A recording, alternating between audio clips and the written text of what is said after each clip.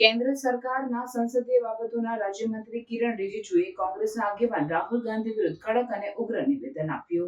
રાજ્યમંત્રી કિરણ રિજિજુએ કહ્યું કે રાહુલ ગાંધી દ્વારા ભારતની સશસ્ત્ર દળો અંગે વારંવાર કરાતા આક્ષેપો માત્ર રાષ્ટ્રની છબીને નુકસાન કરે છે, પરંતુ દેશના રક્ષણ દળોનું મનોબળ પણ ઘટાડે છે. આ નિવેદન ત્યારે આવ્યું છે જ્યારે દેશમાં ચીન સાથે સરહદ વિવાદના સંદર્ભે રાજકીય વાટાઘાટો ચાલુ છે. રિજિજુએ દાવો કર્યો કે રાહુલ ગાંધીએ થોડા દિવસો પૂર્વે નોંધાવેલું અરાજક નિવેદન ચેપ્યું તથા તથ્ય વિહોણું છે. ઉપરાંત તેમણે કહ્યું કે એવું કહેવું કે આપણું ભારે વિસ્તાર ચીન દ્વારા કબજે લેવામાં આવ્યું છે દેશ અને દળોની પ્રતિષ્ઠા પાસે સતત પ્રશ્ન ઊભો કરે છે. રિજિજુએ વધુમાં જણાવ્યું કે આવું વાત ચિહ્ન જ્યારે તમામ અધિકૃત સંસ્થાઓ અને રક્ષણ મંત્રાલયે સ્પષ્ટપણે ભારપૂર્વક જણાવી દીધું છે કે સરહદ પર કોઈ પ્રકારનું કબજો થયેલ નથી, ત્યારે ખાસ કરીને દેશના કોંગ્રેસ પક્ષના આગેવાન દ્વારા આવી અણધડ ટિપ્પણી એ સ્વીકાર્ય નથી. રિજિજુએ અપીલ કરી હતી કે રાષ્ટ્રીય સુરક્ષા સાથે સંબંધિત મુદ્દાઓ પર જવાબદાર અને પરિપક્વ અભિગમ ફરજિયાત છે. મારું માનવું છે કે એવા નેતા જેમણે દેશની સાંસદમાં મહત્વની ભૂમિકા ભજવી છે તેમણે કોઈપણ પ્રકારની વાતચીતનો પ્રમાણભૂત આધાર રાખવો જોઈએ, એમ તેમણે ઉમેર્યું છે. સાથે સાથે તેમણે આશા વ્યક્ત કરી કે કોંગ્રેસ દ્વારા આવનાર સમયમાં આવી ટીકાઓ સાવચેતીપૂર્વક કરવામાં આવશે, જેનાથી રાષ્ટ્રીય એકતા અને દળોની મર્યાદા અખૂટ રહેશે.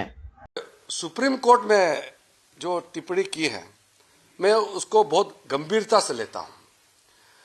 बार बार श्रीमान राहुल गांधी जी ने सार्वजनिक रूप से ये कहा कि चाइना ने देश के अंदर में आकर के जमीन कब्जा किया है, जबकि हमारा आर्मी, भारत सरकार, रक्षा मंत्रालय सबने कहा है कि सीमा विवाद है, लेकिन हमारा अंदर में आकर के कोई जमीन कब्जा नहीं किया है.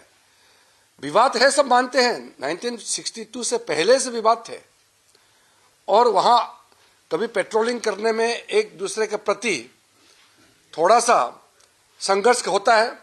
आप लोगों ने वीडियो में भी देखा होगा, चाइनीज आर्मी और इंडियन आर्मी के बीच में झड़प भी होता है क्योंकि वो डिमार्केटेड नहीं है. लेकिन 2000 किलोमीटर 2000 वर्ग किलोमीटर कब्जा कर दिया बिना तर्क कहने से. हम लोगों ने तो बार बार राहुल गांधी जी को कहा कि बिना तर्क के देश के खिलाफ बात मत करो, हमारा तो सुनता नहीं हो. इसलिए आज सुप्रीम कोर्ट ने जो फटकार लगाया, अब तो चुप होना चाहिए. हम तो मानते हैं कि हम जिम्मेदारी लोग हैं, राहुल गांधी भी जिम्मेदारी उसमें आते हैं, हम भी जिम्मेदारी का श्रेणी में आते हैं. हम लोग सबको जनता ने चुन के भेजा है, तो हर बात सोच समझ के बोलना चाहिए. मन में जो आए ऐसा कैसे मत बोल सकते हैं. वो भी विपक्ष के नेता है, वो लीडर ऑफ ऑपोजिशन है. एक एक वाक्य सोच के बोलना चाहिए. मेरे राज्य में, मेरे गांव में हर एक इंच हमको मालूम है.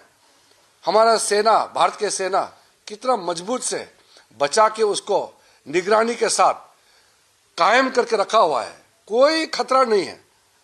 यहां दिल्ली में बैठ करके 2000 किलोमीटर ले गया, कभी लद्दाख, कभी अरुणाचल, बिना मतलब का बात करता है. तो मैं मानता हूं कि सुप्रीम कोर्ट ने आज श्रीमान राहुल गांधी जी का ऊपर में जो लगाम लगाया है, ये बहुत ही महत्वपूर्ण है. इसके बाद दुस्साहस नहीं करना चाहिए.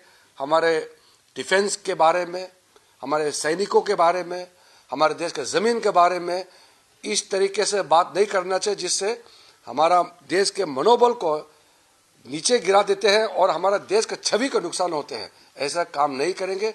मैं मानता हूं कि आज के बाद राहुल गांधी जी भी सुधर जाएंगे और कांग्रेस पार्टी भी सुधर जाना चाहिए. सुप्रीम कोर्ट के टिप्पणी के बाद तो बिल्कुल सुधर जाना चाहिए.